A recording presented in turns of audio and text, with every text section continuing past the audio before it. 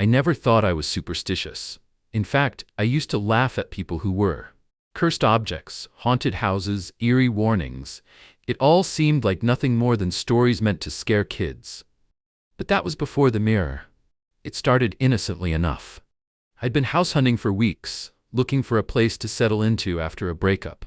I needed something cheap, quiet, and preferably away from any kind of excitement. But when I walked into the old Victorian on Maple Street, it felt like a place I could call home. The price was right, the rooms were spacious, and there was something charming about the creaky wooden floors and the antique fixtures. The only thing that struck me as odd was the mirror. It was in the hallway, just before the stairs, framed in tarnished gold. It was huge, easily the size of a door, and it stretched from the floor to the ceiling. I noticed it right away. There was something off about the way the light hit it, almost as if the glass wasn't quite reflecting the room the way it should. But I shrugged it off. Maybe it was just the dust. After all, the house was old. I didn't think much of it after I signed the papers and moved in. I cleaned up the house, dusting every surface, but when I got to that mirror, I couldn't bring myself to wipe the grime away. I didn't know why.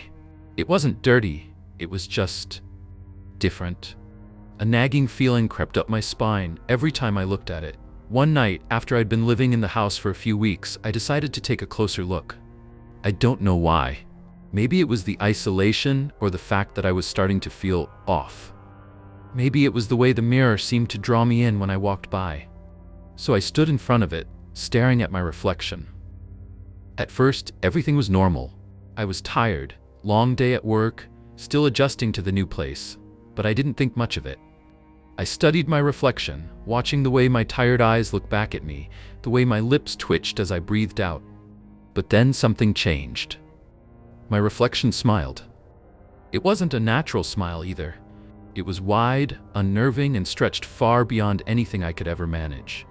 The kind of smile that someone who's not you would make right before they did something horrible. The kind of smile you can feel deep in your gut, a creeping terror rising from the pit of your stomach. I froze, my heart pounding.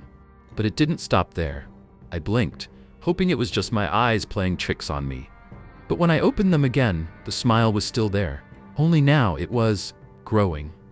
My reflection grinned wider, impossibly so, the edges of its lips curling upwards in a way that seemed to defy the normal shape of a human face. The eyes, too, my eyes looked hollow, like the life had been drained out of them, leaving nothing but empty, black voids. I stumbled back, my breath coming in short, sharp gasps. My reflection didn't move, but the smile stayed, as if mocking me. I felt a cold sweat break out on my skin. My instincts screamed at me to leave, but my legs wouldn't move. And then, it did something even worse. It spoke. The words came out in a voice that was undeniably mine, but distorted, like an echo from deep within a cave. "You don't belong here," it said, its voice low and guttural. "This place is mine now. You're just a guest." I wanted to scream. I should have screamed. But I couldn't. The words stuck in my throat, and my reflection's grin only grew, wider and wider, as though it could taste my fear. It wasn't just a reflection anymore. It was something alive. Finally, I managed to tear my eyes away, stumbling backward until I hit the wall.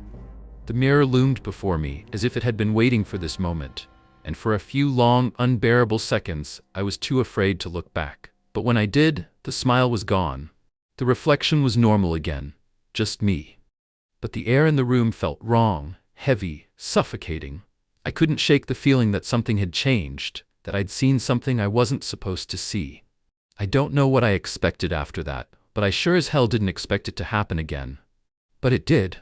Later that night, as I lay in bed, I heard it. Soft at first, the creak of the floorboards in the hallway, the soft, slow tapping, like someone knocking on the mirror. I didn't get up. I didn't move. I lay perfectly still, heart racing, staring into the darkness of my room. And the tapping continued. I couldn't sleep that night. The tapping at the mirror had kept me awake, though I'm not sure why. I told myself I was just being paranoid, overreacting. But no matter how many times I turned over in bed, I couldn't shake the feeling that something was watching me. Something in the house. By morning, the unease had settled into the pit of my stomach. I told myself I wouldn't look at the mirror again. I'd just ignore it, like any normal person would. But every time I passed by it, I couldn't help but glance at my reflection, as if expecting it to do something. I couldn't stop. It was like a magnetic pull that I couldn't resist. The day went on, and I tried to distract myself, cleaning and unpacking, but it didn't help. The sense of dread lingered, creeping into every corner of the house, settling into the air like dust. By the time the sun began to set, I couldn't take it anymore. I found myself standing in front of the mirror, the same one that had tormented me the night before. My hands were shaking, and my heart was pounding in my chest. I stared at myself, trying to breathe through the unease. The reflection stared back, just like it always had. At least I thought so at first. But then, something caught my eye. The smile. It was small at first, barely noticeable. My lips quirked up, the faintest hint of a grin tugging at the corners of my mouth. It wasn't a smile I made consciously. It just happened. And then it grew. Not by much, but enough for me to notice. It was almost imperceptible at first, a soft upward curve. But it wasn't my expression. It wasn't how I felt. I wasn't happy. I wasn't amused. But my reflection's smile continued to stretch, growing wider, and it wasn't mine anymore. It wasn't a human smile. It was something twisted, something unnatural. I tried to pull away, but my legs were frozen. It felt like my body was trapped, like the mirror was holding me in place, forcing me to watch. And then I heard it. A voice, coming from the reflection. It wasn't the distorted guttural voice from before. This time it was clear, calm, almost too calm. "You can't ignore me, not now," it said. "I've been waiting." I couldn't breathe. My chest was tightening, and my hands were clammy as I clutched the edge of the vanity for support. I tried to turn away, to break the connection between me and the thing in the glass, but I couldn't. My reflection moved with me. It followed me. I don't know how long I stood there, unable to pull myself away from the mirror. The smile never faded. It just grew. Wider, bigger, more wrong. I saw the edges of my mouth curl back unnaturally, like the reflection was pulling my face into an expression it didn't want to make. It was a smile that wasn't mine, but it was forced upon me anyway. "You know you can't get rid of me," the voice whispered, now softer, as if it was just a breath on the back of my neck. "You brought me here. You made me real." I finally broke free. My legs moved again, and I stumbled backward, away from the mirror. But the smile didn't stop. It didn't stay behind in the glass. It followed me. I rushed to the living room, trying to escape the oppressive presence of the thing in the hallway. I told myself it was just a trick of the mind, a horrible hallucination.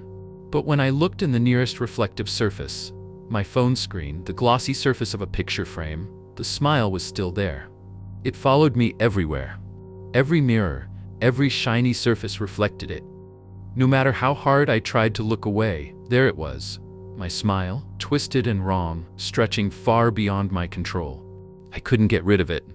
The worst part was, I didn't want to. I didn't want it to stop. The reflection in the mirror didn't feel like a reflection anymore. It felt like it had become a part of me, a dark shadow I couldn't outrun. A voice in my head kept repeating the same words over and over, like a mantra. "You brought me here. You made me real." And then, just when I thought I was going to lose my mind, it whispered something new. "You'll smile for me, won't you?" I closed my eyes, but it was no use. Every time I opened them, the smile was there. It was my smile, but it wasn't. And it never, ever left. I tried to avoid the mirror for days after the last incident. Every time I caught a glimpse of it in the hallway, my stomach would twist into knots, and I'd turn away quickly, like a frightened child.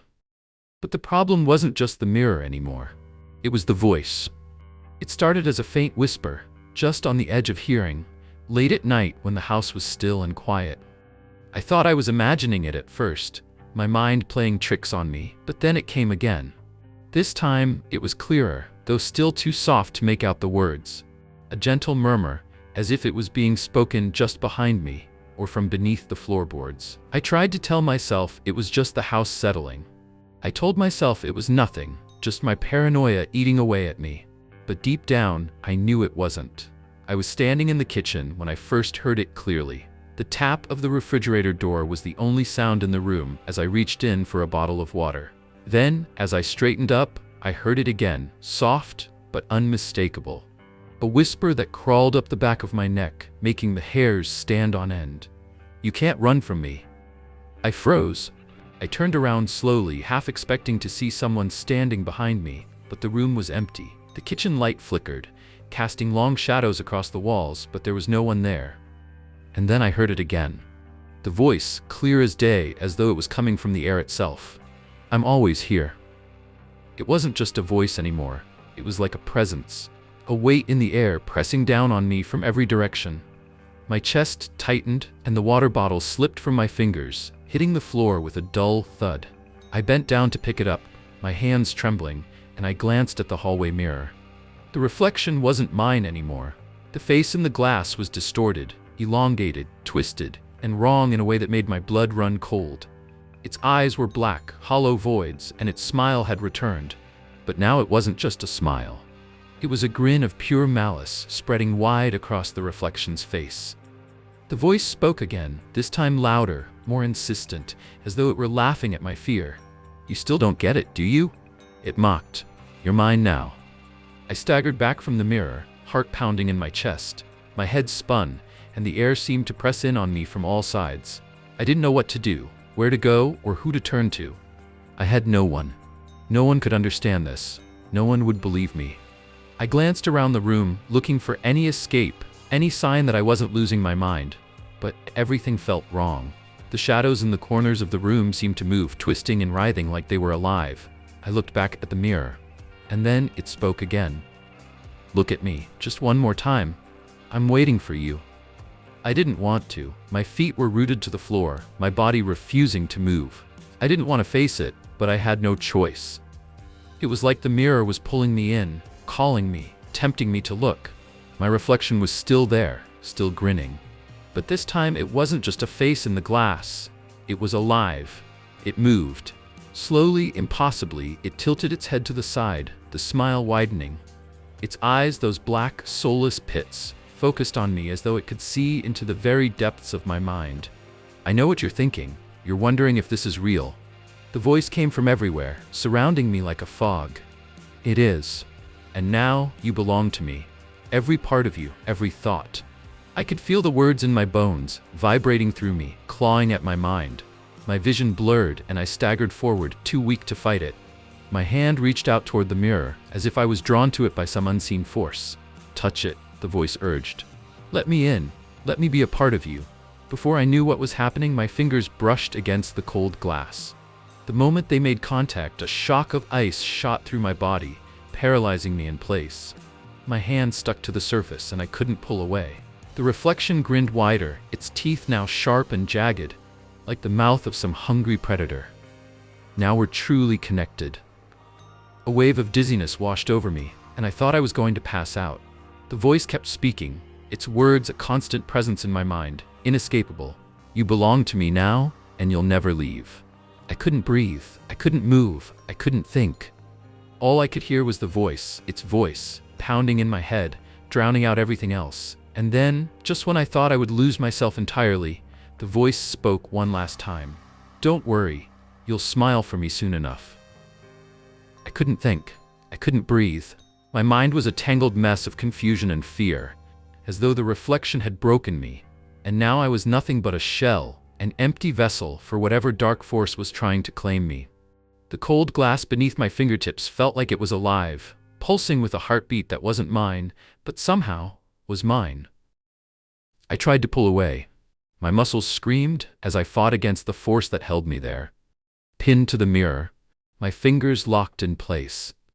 But the more I struggled, the tighter the grip of the reflection became, as though it were feeding off my fear. "You can't escape," the voice crooned, low and hypnotic. "You belong to me now, and I will never let you go." The reflection's grin stretched impossibly wide, its jagged teeth sharp as knives. The eyes, hollow and black, bore into me, seeing through every layer of my being, every secret I had buried deep. I tried to look away, but it was impossible. The reflection was all I could see, all I could think about. A surge of terror ripped through me, and for a brief, desperate moment, I had an idea. It wasn't much of a plan, just a fractured, panicked thought, but it was all I had left. I looked down at the object in my hand, still holding the cold glass, and saw the small, sharp edge of a shard sticking out from the cracked corner of the vanity. A jagged piece of broken mirror, left from when I had dropped it days ago, lay just a few inches away from my outstretched fingers. Without thinking, I gripped the shard with shaking hands. My reflection screamed. No, the thing in the mirror screamed, but I didn't care. I had no choice anymore. I had to fight back. With a violent movement, I slammed the shard of glass into the mirror.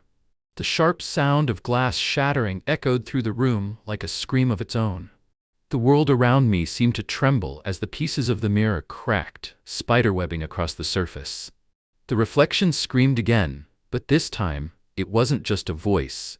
It was a physical force, a rush of cold air that slammed into me like a wall. I staggered backward, almost falling, as the mirror cracked further and further, splintering into 1,000 tiny pieces, each one reflecting the twisted grin that wasn't mine. For a moment there was silence. I stood there, panting, heart racing in my chest, as the shards of glass lay scattered across the floor like fragments of my shattered reality. I looked down at my hands. They were still shaking, but I was free from the mirror's hold, free from the thing that had trapped me. But as I breathed a shaky sigh of relief, I felt something cold crawl up the back of my neck. I slowly turned around, my pulse thundering in my ears, and looked at the broken mirror, now a fractured collection of glass pieces.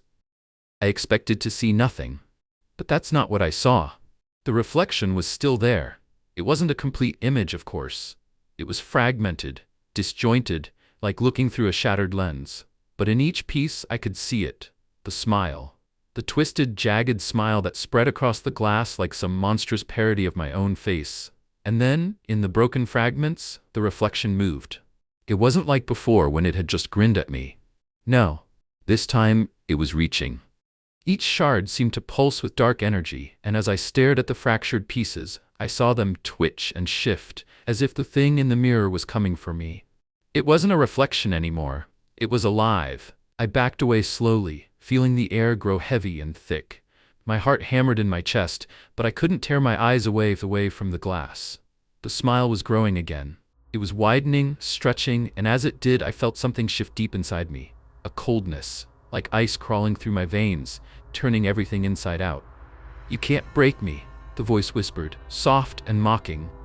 "You can't destroy what's already inside of you." I didn't know what to do. There was no escape. The reflection, the thing, had invaded my mind. It had claimed my very soul. And even though the mirror was broken, even though the glass was shattered, I knew that it would never let me go. It would always be with me. "You'll smile for me," it said, almost lovingly. "Eventually, you'll smile just like I want you to." I was still backing away, my legs trembling, when the last fragment of the mirror on the floor flickered. The smile in the broken glass twisted into a cruel, knowing grin. And for just a second, I thought I saw my own face reflected in it. A face that wasn't mine, a face that was part of the thing in the mirror. I ran. I didn't care where, I didn't care how.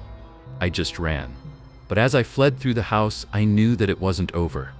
The reflection was still there, still with me, still waiting for the moment when I would finally give in. Because the reflection didn't need a mirror. It was already inside me. I couldn't escape it. No matter how far I ran, no matter how many doors I slammed shut, it was always there, lurking just behind me, watching me from the edges of my vision. The smile, the voice, the presence. It had become a constant companion. Always one step behind, whispering, taunting, waiting. I didn't sleep. I couldn't. Every time I closed my eyes, I saw that reflection in my mind's eye. The smile that wasn't mine, the eyes that were black, soulless, and empty. They were there in the darkness, and I could hear the voice, faint at first, but always growing louder, until it was the only sound in my head. "You're mine," it would say. "You've always been mine." I tried to forget. I tried to bury it, to push it away. I tried to convince myself that it wasn't real, that it was all just some horrific hallucination brought on by stress and exhaustion. But deep down, I knew. I knew it was real. I could feel it. The mirror wasn't just a reflection. It was a gateway, a doorway. And now, I was caught between two worlds. The one I could touch and feel, and the one where it lived. The last time I looked at myself in the mirror, I knew I couldn't keep running. The smile was still there, always there, growing wider, stretching across my face like it belonged to me. And that's when I realized the reflection wasn't just trying to pull me in, it was trying to consume me. It was trying to take me completely. to make me one of them. I was losing myself. I could feel it, slipping away piece by piece. "You can't escape me," the voice echoed in my mind. "I'll be waiting. You can't hide from me anymore." And then, just as I was about to break, the voice shifted. It was softer now, almost coaxing. "Look at yourself one last time. It's time to make the final choice." I wanted to scream. I wanted to run again, to lock myself in a room where it couldn't find me. But my body refused to move. My feet were rooted to the floor, and my eyes were drawn to the mirror, even though every fiber of my being screamed for me to look away. I took a shaky breath and stepped forward. The mirror stood before me, its glass still cracked, fractured, but the reflection was unmistakable. I could see it in the shattered pieces, the smile, the eyes, the face that wasn't mine but was becoming more and more familiar. The voice came again, this time like a whisper in my ear, warm and insidious. "This is it. This is who you are now, who you've always been." I reached out, my hand trembling as it hovered above the surface of the mirror, knowing that the moment I made contact, there would be no turning back. The thing in the mirror was already inside me, waiting, but a small, desperate part of me still fought against it. I couldn't do it. I couldn't let it win. With a final surge of strength, I slammed my hand to the glass. The shards cracked and splintered beneath my palm, and a sharp pain shot up my arm as the broken glass bit into my skin. I didn't care. The moment my hand touched the glass, the voice screamed. No, it howled, a sound of pure, unadulterated rage. "You think you can stop me? You think you can escape me?" The voice shrieked, louder than ever before. "You belong to me, forever." The reflection twisted violently, its grin distorting into a horrific mask of fury, its eyes glowing with an unnatural light. But something was different now. I could feel it. There was a crack in the mirror, a fissure between worlds. I didn't look away. I couldn't. My body was frozen, my mind spinning, but I kept my eyes on the reflection as it writhed in the broken glass. And then I heard it. "You made your choice." The glass cracked even further, and a cold, bone-chilling wind whipped through the room. The air became thick with a palpable sense of dread, as if the walls themselves were closing in. And then, everything went still. The smile vanished from the glass. The voice stopped. The reflection was gone. For the first time in days, I felt a strange, eerie silence. I stood there, breathing heavily, staring at the cracked mirror, trying to make sense of what had just happened. Was it over? Had I somehow broken free? But as I turned to leave, I caught a glimpse of myself in the mirror. And this time, the smile wasn't mine. It was the thing's, the one that had been following me all this time. I was too late. The final warning wasn't about escaping. It was about knowing that no matter what I did, no matter how far I ran, it would always find me. The reflection was never really gone. And neither was it. I don't remember my uncle ever being a part of my life. But somehow, when his will was read, I found myself in possession of something that would forever haunt me. His watch. Uncle Charles was always the black sheep of the family. Eccentric, withdrawn, and distant. My parents never spoke of him much, and when they did, it was with a mix of disdain and worry. I didn't know why. All I knew was that whenever he came up in conversation, his name seemed to carry a heavy, unspoken weight. He wasn't a regular visitor at family gatherings. In fact, I hadn't seen him in over a decade, maybe longer. When he passed away, I wasn't exactly shocked. He had lived alone, away from the family, in a house at the edge of town. It was the kind of place you drive past without a second thought. Run down, isolated, a place that looked like it had been forgotten by time itself. But when the lawyer called to inform me that I was the sole heir to his estate, I was confused. I didn't know Uncle Charles well enough for him to leave me anything, certainly not his belongings. But as the lawyer droned on about documents and probate, he said something that caught my attention. "Your uncle was very specific," the lawyer said. "He wanted you to have the watch." That's how it all began. I went to his house a few days later. The air was thick with dust, and the house smelled of mildew and old wood. It looked like no one had lived there for years. There was no warmth, no signs of life, just stacks of forgotten books, boxes of papers, and old furniture covered in sheets. And then I found it. The watch. It was sitting on his desk, right where the lawyer had said it would be. An old pocket watch, its silver casing worn, the once polished surface now tarnished. It was beautiful in a way, with intricate engravings on the back, but there was something unsettling about it. The second hand was still, frozen in place, stuck at exactly 10:47. I picked it up, feeling its weight in my hand, the metal cold against my skin. It was heavy, almost too heavy, as if it was pulling me down. I turned it over, wondering if I'd find some clue about its significance. There was an engraving on the back, for the one who is destined to understand. I couldn't help but feel a shiver run down my spine. I didn't understand. I didn't even know what Uncle Charles had meant. But when I asked the lawyer about it, he just looked at me, his face pale. He was obsessed with time, the lawyer said, his voice low. He believed that the watch had powers that could change things. I laughed it off. My uncle was a paranoid recluse. He was probably just delusional. Still, there was something about the watch, something that made me keep it. It felt like I couldn't let it go, even though I didn't understand why. Maybe it was because it was my last connection to a man I barely knew. That night, I decided to wind it up. It felt ceremonial, like I was performing some kind of ritual. The gears inside clicked and ticked as I turned the crown, bringing the watch back to life. The second hand started to move again, slow at first, then picking up speed. I placed it back on the desk, thinking nothing more of it, ready to go to bed and forget the strange unease that had settled over me. But as I stood up, something happened. The world slowed. It wasn't gradual, like you might expect in a dream.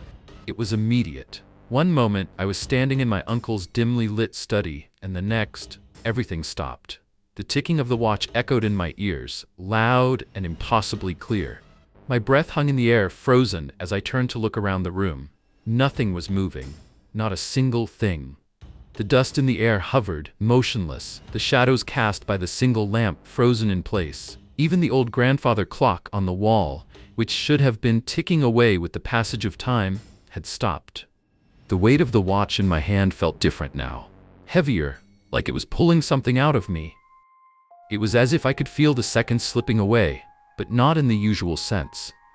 They were trapped, like they didn't belong to me anymore. I rushed to the door, panicked, trying to pull at the handle, but it wouldn't budge. I tugged harder, but it was as though the very air had thickened, solidified, and I couldn't move through it. I pounded on the door, but my fists met resistance, as if I was pushing against something far stronger than wood. Then I heard it, a sound, a faint ticking. It was coming from the watch. It was still moving. The second hand was ticking away, and as it did, I could feel time slipping away from me. Not just minutes, but moments, memories, pieces of my life, vanishing as if they'd never happened. That's when I realized what Uncle Charles had meant when he said the watch had powers. It wasn't just a timepiece.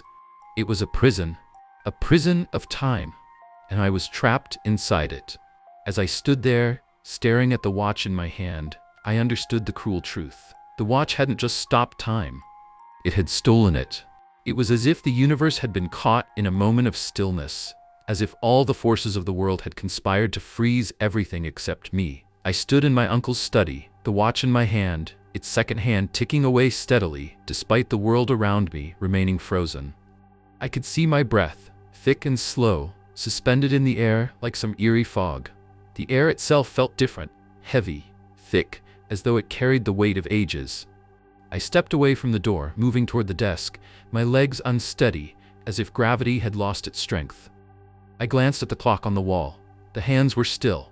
Completely still. The second hand of my uncle's watch, however, continued its rhythmic motion, ticking away in the silence of the room. Each tick seemed to echo louder than the last, like the very sound of time slipping through my fingers. I stared at the watch for a moment longer, hoping that I was just imagining things. Maybe I was tired, maybe my mind was playing tricks on me. But the more I stared, the more I realized the truth. The watch was alive, and it was the only thing that was moving. With each passing second, I felt more and more disconnected from everything around me. I knew that I should have been afraid, terrified of the power this object held. But there was something strangely hypnotic about the ticking, as if it was calling to me. I could almost feel myself drawn into its rhythm, like a moth to a flame. It wasn't a feeling I understood, but it was there, undeniable. I forced myself to look away. I had to snap out of this. I couldn't let myself get lost in it. I walked across the room, trying to move quickly, trying to shake off the disorienting feeling that was slowly creeping over me. But the more I tried to resist, the more the world seemed to slip further away. The walls around me blurred as I passed, the edges of furniture fading as if they were becoming part of a dream. I grabbed the door handle again, this time with more force, but it was still locked, still resistant. I backed away, taking a breath, trying to gather myself. I needed to think clearly. My mind was racing. How long had I been trapped in this moment? How long had the seconds been slipping away, leaving me in this suspended, stagnant state? I glanced down at the watch again. The second hand was still moving, ticking away 1 second at a time. I felt my pulse quicken, the tension rising in my chest. What was it doing to me? Each tick felt like an eternity, stretching the moments further apart, pulling me deeper into its grip. I closed my eyes for a moment, trying to steady myself, but the sound of the ticking watch filled my ears, growing louder with each passing second. It was like it was getting inside my head, making it impossible to think about anything else. I couldn't stop it. I didn't know how, but I had to try. I held the watch tightly, focusing all of my energy on stopping the ticking, willing it to stop. I imagined breaking the chain, smashing the face of the watch. But no matter how hard I concentrated, nothing happened. The watch continued its relentless ticking, and the seconds continued to slip away. I stood there for what felt like an eternity, trying to figure out my next move. My body felt disconnected from the passage of time, as though I wasn't sure if I was moving through it or if it was moving through me. Then, just as I was beginning to lose hope, I felt something shift. It was subtle at first, barely perceptible, but I could feel it. A sudden weight lifting, a sense of movement that had been absent for what felt like hours. I turned to the door, and this time, it opened. The world outside the study had returned to its normal pace. People moving, cars driving, the hum of life flowing around me again. The seconds that had slipped away now returned, but they didn't come back the way I expected. I wasn't the same. I felt different, like a piece of me had been lost in that frozen moment. I glanced at the watch in my hand, and for the first time since I had touched it, the second hand stopped moving. The world around me resumed, but I couldn't shake the feeling that I had been changed, that the watch, and whatever force it commanded, had taken something from me. I wasn't sure if it was time or something else entirely, but I felt hollow, as if a part of me had been torn away, never to return. I took a hesitant step outside my uncle's house, still holding the watch. The air felt colder than before, the shadows deeper. And as I walked down the path leading away from the house, I realized something. I had just experienced time itself slipping away, and I wasn't sure if I could ever go back to the way things were. But I had a sinking feeling that this was only the beginning. The first night after the watch started moving again, I didn't sleep. I couldn't. Every time I closed my eyes, I felt as though I was still stuck in that frozen moment, that infinite stretch of time where everything had slowed down to a crawl, leaving me to wonder what had really happened. I thought I was imagining things.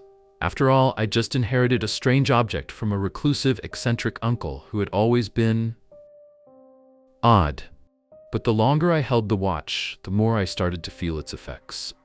The next day, I decided to visit the one person who might know something about my uncle, his old friend, Dr. Harland. He was the only person from my uncle's life who seemed to have had any real connection to him. I had found a number for him among my uncle's papers, tucked away in a drawer, and I'd hoped that maybe, just maybe, Dr. Harland could shed some light on the strange inheritance I'd received. I expected him to be an old man, possibly with a bit of a wild, untamed appearance like my uncle had. Disheveled hair, worn clothes, and an air of neglect. But when I arrived at his home, it was far different than I imagined.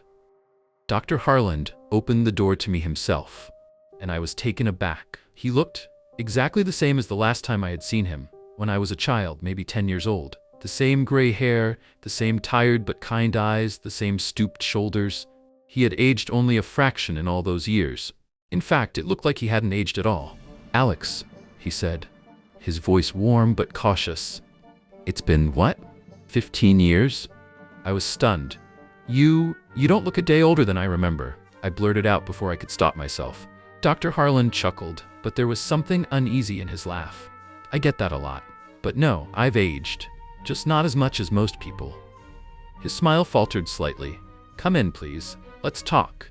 I followed him into the house, and as he closed the door behind me, I noticed how meticulously clean and ordered everything was. It was a far cry from my uncle's chaotic and decaying home. The place smelled faintly of old books and herbs. I had never seen Dr. Harland in such a state of comfort. He had always struck me as a man who lived on the fringes of society, always just a little bit outside the normal flow of life. Yet now, he seemed perfectly settled. We sat down in his living room, and I placed the watch on the table between us. It sat there, almost innocently, its ticking as steady and rhythmic as ever. I watched Dr. Harland carefully as he took a seat across from me. He didn't glance at the watch immediately. Instead, he stared at me as if weighing something. "Did you inherit this from Charles?" he asked quietly. I nodded, feeling an uneasy knot tighten in my chest. "Yes, I did. It's a pocket watch, but it's not like any I've seen before. It seems to move differently. I don't know how to explain it." He sighed, leaning forward, his hands clasped together on the table. "I should have known it would find its way to you." He was always going on about his obsession with time, how it wasn't just something you could measure, but something you could control. But what he didn't understand is that time is dangerous. I leaned in, suddenly alert. "What do you mean? What does that watch have to do with time?" Dr. Harland's expression hardened, his eyes growing more serious. That watch was Charles's undoing. He thought he could master it, but no one can. He paused for a long time, as though debating whether to tell me more, then finally spoke. "Charles came to me many years ago when I was still practicing medicine. He had changed. He was different, more focused, more determined, but also more distant. He started talking about how he had found a way to stop time, to stretch it out, to live longer, to undo the things he regretted. He believed the watch was the key." I felt a cold chill settle over me. "Stop time?" Dr. Harland nodded gravely. "At first, I thought it was just his delusion, something that came with his isolation. But then, I began to see it. He would show up at my door years apart, but he looked the same, younger, not older, just unchanged. I asked him once how he was doing it, and he told me that the watch was the instrument. It held the power to bend time. If you wore it long enough, if you wound it enough, it could freeze moments, slow them down, stretch them into infinity. But Alex, that's not how time works. It's a trap. Once you start, you can never escape it." I glanced at the watch again, suddenly feeling its weight even more. The ticking, steady and unyielding, seemed louder now, more menacing. I wanted to ask him more, but I could see the fear in his eyes. The same fear I felt crawling under my skin. "I've watched him grow more and more obsessed with that watch," Dr. Harland continued, his voice lower now. "He would visit me with new stories, claiming to have experienced days, weeks, even months in the span of hours. But the price? It was never worth it. He lost parts of himself, pieces of his soul. He couldn't feel time as others did. It became like a prison. And that's why I warned him, over and over, to stop using it, to get rid of it. But he wouldn't listen." I sat back, reeling from what I'd just heard. "And now I have it." Dr. Harland's gaze was intense. "Yes, Alex, and if you don't stop using it, if you don't destroy it, it will do to you what it did to Charles." I could feel the weight of his words pressing down on me. The watch had already begun its pull, drawing me deeper into its grip. But there was something I needed to know. "How do I destroy it?" I asked. He stared at me for a long moment, then slowly shook his head. "I don't know. I wish I did." The room was silent, except for the ticking of the watch, louder than ever. I was beginning to understand the terrible truth of it. Time was not meant to be manipulated. Some things, some forces, are beyond our control. But the watch wasn't done with me yet. It was just getting started. I left Dr. Harland's house in a daze, the weight of his words pressing on me like a heavy fog. The watch, still ticking relentlessly in my pocket, felt like a ticking time bomb. The air around me seemed to thicken as I walked, the ordinary world now feeling wrong, as if the seconds themselves were conspiring against me. I was walking through time, but not with it. I was fighting against it, struggling to hold on to some semblance of normalcy. But I knew deep down I was losing the battle. The drive back to my uncle's house felt longer than it should have, as though the minutes themselves were stretching out. growing longer with each passing second. I looked at the clock in my car, its second hand ticking as it should, but the world around me felt like it had shifted. The sunlight outside had faded, casting long shadows, even though it was still early in the afternoon. I could feel the watch calling to me, an unrelenting pull that made it impossible to think of anything else. When I arrived back at the house, the stillness inside felt oppressive. I walked through the front door, the floor creaking beneath my feet as I made my way up to the study. The place had always felt heavy, but now it felt wrong. The watch in my hand, once just an object of curiosity, now seemed like the key to a door that had been opened too wide. I placed the watch on the desk and sat down, my mind racing. Dr. Harlan's warning echoed in my head. Destroy it. But how? The watch didn't have a power button, no lever or button to press. It was just an ordinary timepiece, and yet it had trapped me in its grip. I needed to know more. I needed to understand what had happened to Charles, to my uncle, to Dr. Harlan. If I could figure out what they missed, what they didn't understand about the watch, maybe I could break free. I spent the next few hours scouring the study. I went through every book, every paper, anything that might give me a clue about the watch's origin, about how it worked, about how to stop it. But there was nothing, just more unanswered questions. I was running out of time, and I could feel the watch mocking me with every tick. The seconds slipping away, each one dragging me closer to something I couldn't quite grasp. It was then that I found it. Behind a stack of old papers, buried deep in one of the drawers, was a small, faded journal. It was my uncle's handwriting, erratic, frantic. The entries were dated back to when he first found the watch. I flipped it open, scanning the pages. As I read, I could feel the air around me grow heavier, as if the walls themselves were closing in.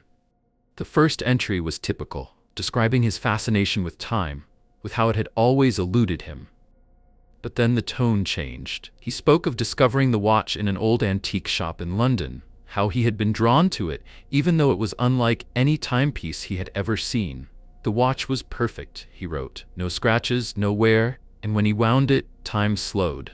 The entry was followed by a note that sent a chill down my spine. I have made a terrible mistake. Time is not something to be controlled. It controls us. The following entries grew more erratic, detailing how Charles became obsessed with the watch. He spoke of days stretching into weeks, of nights where he never slept, never aged. But there was a price he didn't understand at first. As the entries continued, his handwriting grew shakier, the words more desperate. He mentioned seeing things that weren't there, hearing voices in the dead of night, and feeling trapped in an endless loop. He couldn't escape the moments he had stretched, couldn't get out of the trap he'd set for himself. The last entry was the most disturbing of all. It simply read, "The watch is running out of time. I have made it stop, but I can't make it start again. The seconds slip away faster now. I don't know how much longer I have." I slammed the journal shut, my breath coming in shallow gasps. The realization hit me like a wave. The watch wasn't just bending time, it was consuming it. And once time ran out, there would be nothing left. It would take everything from me, just as it had taken from Charles. I looked down at the watch in my hand. The second hand had stopped moving again. It was still, just as it had been when I first found it. But I could feel it. I could feel the seconds slipping away inside me, the pull of the watch growing stronger. The world outside seemed quieter, as though the ticking was all that remained in the universe. I could feel the walls of the house pressing in, as if I were trapped in an endless moment, the very air around me bending under the weight of time itself. I had to act. I had to destroy it, just like Dr. Harlan said. But as I stood there frozen, the watch suddenly seemed heavier, as though it were no longer just an object, but a force, a presence that refused to be destroyed. I didn't know how much longer I had before it claimed me entirely. I raised the watch, ready to smash it against the edge of the desk, to end it all, to stop the ticking once and for all. And then, just as my hand was about to bring it down, the second hand started moving again. Time hadn't run out. Not yet. It wasn't the first time I had gone through the boxes in my grandmother's attic. In fact, I had spent years sifting through old photographs, trinkets, and faded letters, trying to make sense of a family history that seemed increasingly fragmented. My grandmother was long gone, but her memory lingered in every corner of the house. I was supposed to be cleaning out the attic, getting rid of old junk before the house went up for sale, but I couldn't bring myself to throw away the pieces of her life. Not yet. On that particular afternoon, as I shifted through more yellowed newspapers and tattered books, I found something that stopped me cold. It was a small velvet box, tucked away at the bottom of a stack of old linens. At first I thought it was a ring box. Something delicate, maybe a family heirloom. But when I opened it, I found a locket instead. It wasn't an ordinary locket. Its silver surface was tarnished, but the intricate engraving on the front was still visible. It was a delicate swirl of vines and flowers, so detailed it almost seemed to shimmer, even in the dim light of the attic. I could feel a strange pull toward it, a sense that I had seen it before, though I knew I hadn't. I ran my fingers over the cold metal, feeling an odd tingling sensation. Something about the locket felt alive. It was heavier than I expected, and the clasp was stiff, as though it hadn't been opened in decades. But I managed to slide it open, revealing the tiny portrait inside. At first glance, the photo seemed blurry, faded almost beyond recognition. But as I squinted, trying to make sense of the image, a chill ran down my spine. It was a picture of a woman. Her features were soft, elegant, almost serene. But it was the eyes that struck me. They were so familiar. Too familiar. I had seen those eyes before. My heart started to race. I closed the locket quickly, my hands trembling. The woman in the photo, she looked exactly like my grandmother when she was younger. But that didn't make sense. My grandmother had always told me that her mother had died when she was just a child. There was no way this could be her. Still, as I held the locket in my hands, the connection was undeniable. My grandmother's face had never looked that way. Not the way it did in the picture. But the eyes were unmistakable. I couldn't shake the feeling that this locket was somehow tied to a part of my family's history that no one had ever spoken about. I sat down on the dusty floor, the locket still clutched tightly in my hands. The air around me felt colder, the silence in the attic thicker.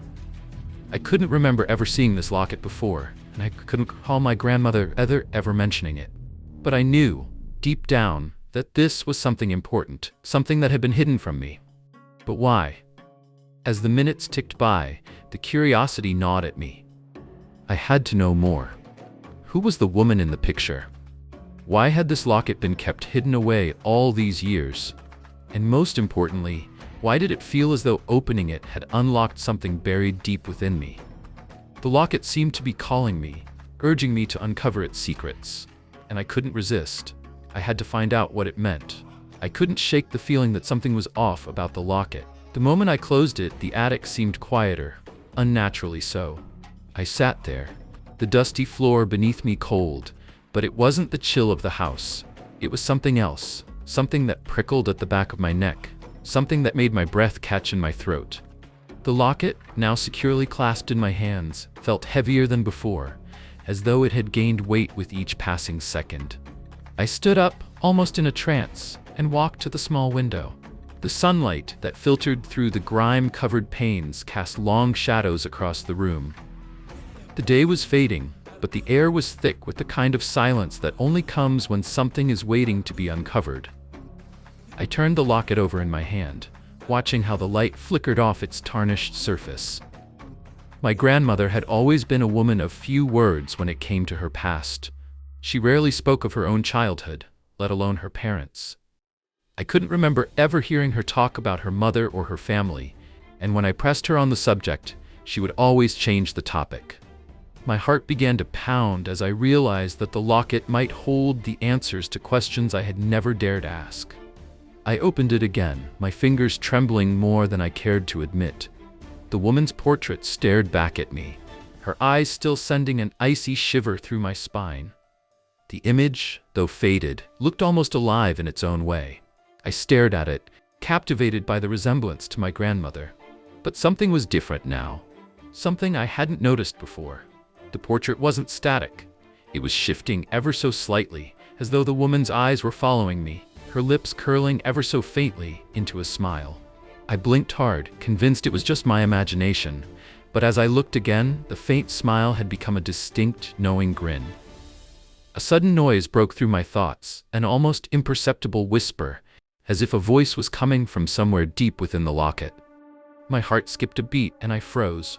The sound was too soft to be anything tangible, yet it was unmistakable. It wasn't in my head, it was real. It was coming from the chain of the locket.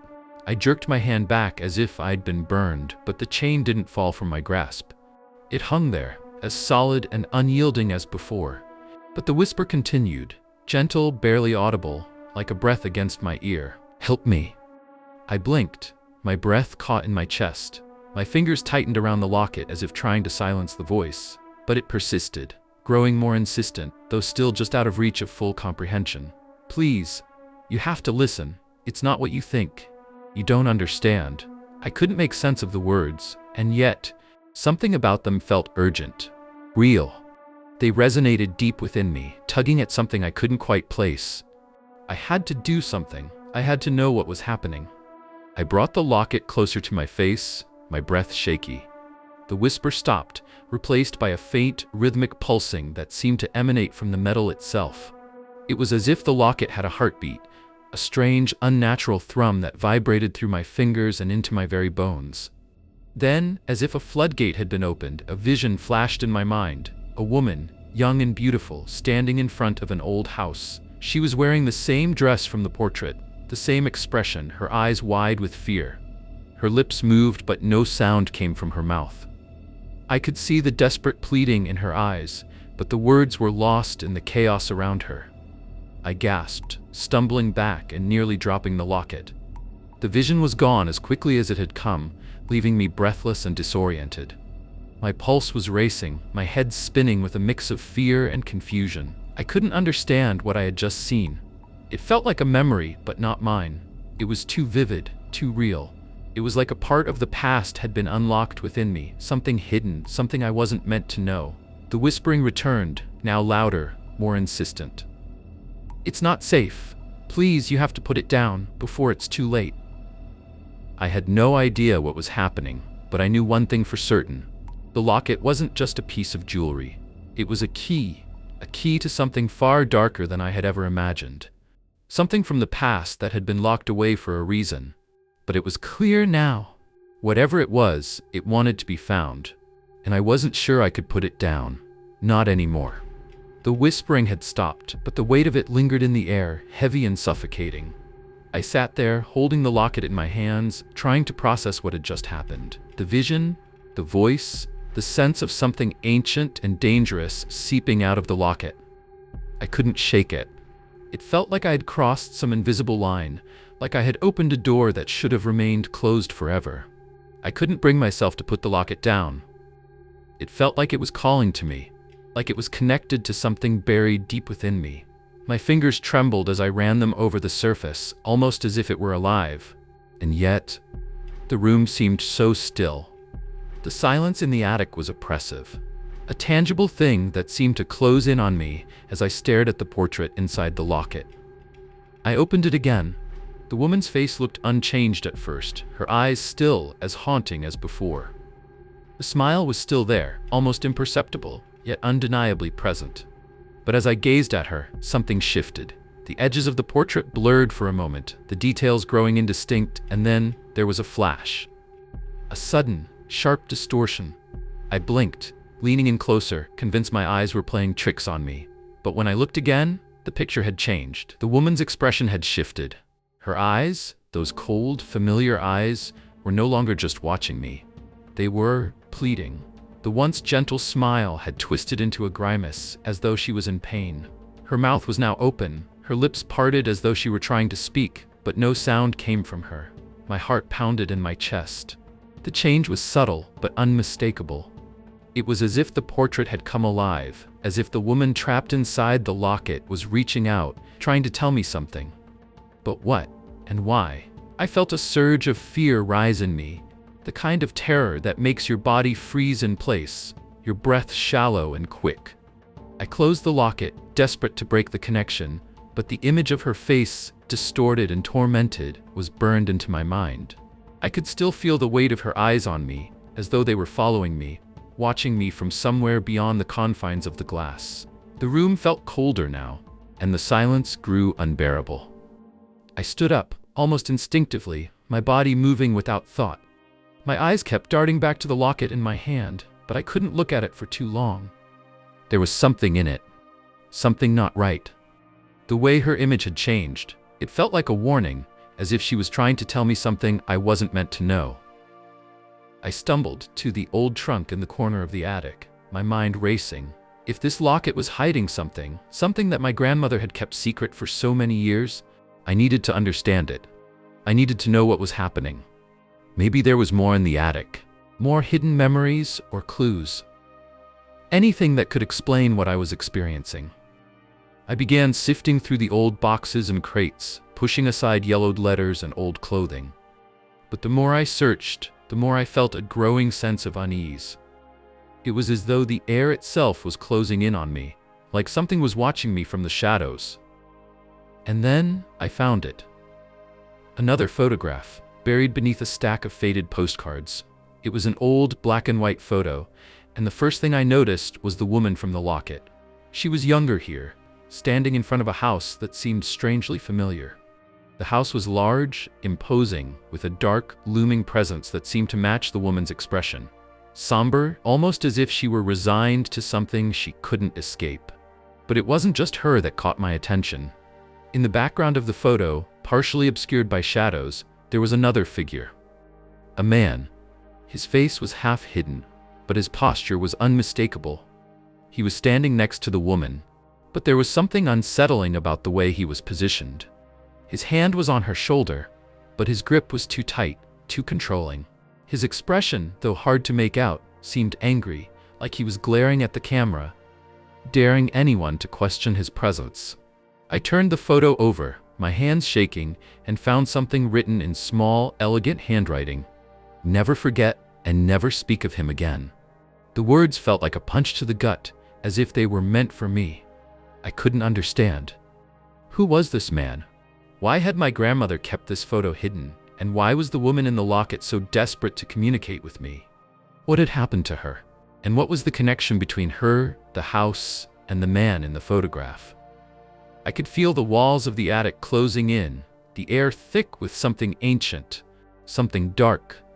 The whispering had stopped, but the sense of something watching me had only grown stronger. And as I stood there staring at the photo, I felt the unmistakable sensation that the locket, and whatever it had unlocked, was just the beginning. The woman in the portrait had been trying to warn me, but I wasn't sure I wanted to hear what she had to say. Because whatever was hidden in the past, it wasn't ready to stay buried any longer. I could feel the weight of the locket around my neck, even though I wasn't wearing it. It had somehow followed me into every part of the house, every room I went into. It was like a shadow, persistent, relentless. I couldn't shake the feeling that it was calling to me, its presence like an invisible hand gripping my chest. No matter how far I tried to push it from my mind, it was there, lingering. I'd spent the past few days searching for answers, poring over every scrap of paper, every letter, every photograph I could find in my grandmother's attic. But each discovery only deepened the mystery. The woman in the locket, the one who had been in that photograph, was becoming more and more real to me. Her sorrowful eyes haunted me when I closed my eyes at night, her face contorted in pain, as if she were trapped in that picture, trapped in the locket by some force beyond comprehension. And then there was the man, the one from the photograph, the one whose touch had been so possessive, so cruel. He had to be connected to all of this. I couldn't shake the feeling that whatever had happened to that woman, whatever had cursed the locket, was something I was now a part of. I had disturbed something that had been locked away for years. I sat in the living room, the photograph of the woman and the man in my lap. The words on the back, "Never forget and never speak of him again," kept echoing in my mind. The air in the house was thick, like it had absorbed the years of silence, the years of secrets. The weight of it pressed on me, and I couldn't breathe. The longer I held the photo, the more the whispering started again. Faint, like a breath on the wind. "You shouldn't have looked." I clenched my fists, my nails digging into my palms as the voice wrapped around me. I didn't know if it was my mind playing tricks, or if it was something more. I couldn't trust my senses anymore. The walls of the house felt too close, too oppressive, like they were closing in on me with every passing second. I stood up abruptly, the floorboards creaking under my weight. My gaze fell to the mantel, where the locket rested on the surface, shining under the dim light. It had been hours since I last touched it, but I couldn't escape it. It was still there, waiting. I crossed the room without thinking, my feet moving as if on their own, until I was standing in front of it. I picked it up. The instant my fingers brushed against the cold metal, something in the house seemed to shift. The air grew heavier, colder, and the whispering grew louder, more frantic, like it was reaching through time and space to drag me into the past. I felt dizzy, nauseous, as if I were standing on the edge of a precipice, ready to fall into the unknown. You shouldn't have opened it. You shouldn't have come here. I closed my eyes, trying to block out the sound, but it didn't help. The whispers weren't just in my ears, they were in my head, pressing in on all sides, suffocating me. I couldn't breathe. I couldn't think. And then, through the haze of noise, I heard something else. A voice that wasn't a whisper, but a command, clear and unmistakable. Take it off. I froze. The voice was coming from the locket, but it wasn't the voice of the woman. This was different. It was deeper, colder, more demanding. I looked down at the locket, my heart racing, my hands trembling. The chain that held it seemed to pulse, as if alive, as if it had a life of its own. Take it off. The voice was clearer now, louder, like a hammer pounding at my skull. But I couldn't do it.